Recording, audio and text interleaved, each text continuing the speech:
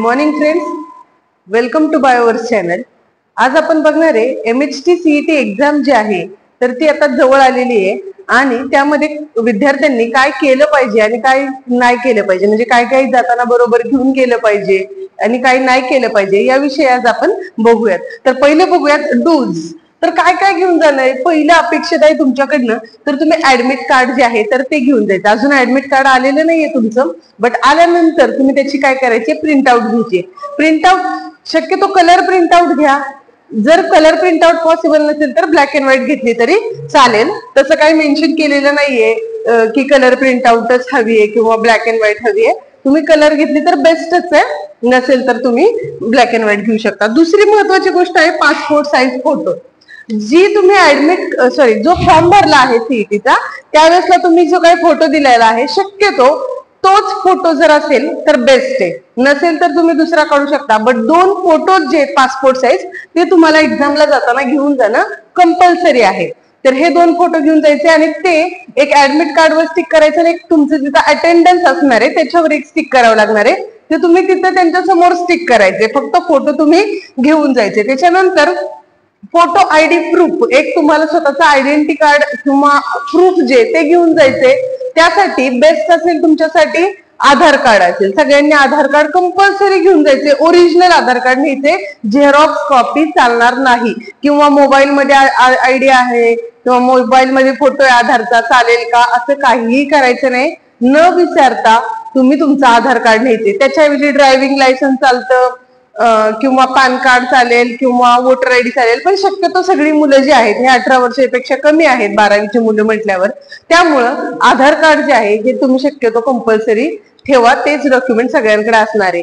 जर आधार कार्ड नसेल तर कॉलेज आयडी पण चालेल, ज्याच्यावरती नाव वगैरे चुकलं नाहीये वगैरे असं चालेल. पण शक्यतो आधार कार्ड जे आहे हे काय असणार आहे, बेस्ट प्रूफ असेल की ज्याच्यावर तुम्हाला कोणीही ऑब्जेक्शन घेणार नाहीये.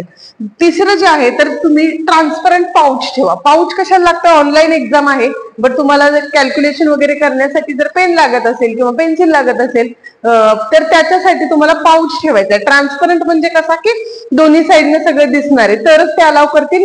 वेगळ्या प्रकारचा कुठलाही पाऊच वगैरे काही घेऊन गेला तर ते अलाव करणार नाही. किंवा मग सेपरेटली तुम्ही पेन फक्त घेऊन जाऊ शकता. आणखीन काय घेऊन जायचे, ट्रान्सपरंट बॉटल. आता वॉटर बॉटल जी आहे तर ती तुम्ही स्टीलची किंवा कुठलीही दुसरी घेतली तर ती काय ट्रान्सपरंट नसेल तर ते अलाव करणार नाही. ट्रान्सपरंट वॉटर बॉटल म्हणजे की ज्याच्यातून आरपार सगळ्या गोष्टी दिसतील, असं की त्याच्यामध्ये काय आपण घेतलेलं नाहीये याची जर खात्री झाली तर ते तुम्हाला काय करतील, ते अलाव करतील. तर ह्या सगळ्या गोष्टी जे ह्या कंपल्सरी घेऊन जायचे.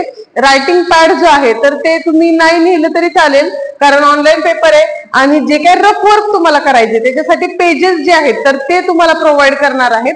तुम्ही फक्त एवढ्याच गोष्टी म्हणजे admit card, photo, ID proof, transparent pouch किंवा ट्रान्सपरंट वॉटर बॉटल एवढ्याच गोष्टी तुम्हाला आत अलाव असतील. आता डोंट्स मध्ये काय असणार आहे तर डोंट काय काय न्यायचं नाहीये तुम्हाला. तर डिजिटल वॉच अजिबात न्यायचं नाहीये. सगळ्यात महत्वाचा रूल असेल डिजिटल वॉच न्यायचं नाही. मग टाइम साठी तुम्ही काय करू शकता, तर तुम्ही साधं अॅनालॉग वॉच आहे तर ते तुम्ही घेऊन जाऊ शकता. मोबाईल फोन जे तर ते strictly not allowed in exam. त्यानंतर इटेबल्स, की काही मुलांना सवय असते चॉकलेट्स वगैरे काही ना काहीतरी ठेवायचं एवढ्या वेळ एक्झाम आहे म्हणजे तोंडात टाकायला, बट असं काहीही अलाउड नसणारे, काहीही न्यायचं नाहीये. त्यानंतर लॉगबुक जे आहे केमिस्ट्री किंवा फिजिक्स साठी तुम्हाला गरजेचं असतं तर ते तुम्ही न्यायचं नाहीये, ते अलाउड नाहीये.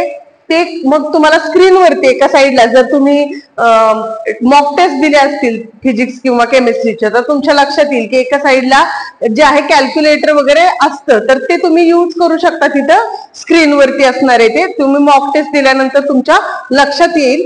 तर ते लॉगबुक जे आहे तर ते त्यामुळे तुम्हाला बाहेरून न्यायचं नाहीये. तिथं तुम्हाला कॅल्क्युलेटर भेटणार आहे. रायटिंग पॅड जे आहे ते तुम्हाला न्यायचं नाही, त्याची काहीही गरज रायटिंग पॅडची नसणारच आहे. त्यानंतर इयरफोन्स न्यायचे नाहीयेत. सनग्लासेस जे आहेत तर तेही तुम्हाला तिथं अलाउड नसणार आहेत. की मग साधे स्पेक्स असतील किंवा जे काही नंबरचा चष्मा असतो तर ते अलाउड आहे का, हा तर ते अलाउड आहे.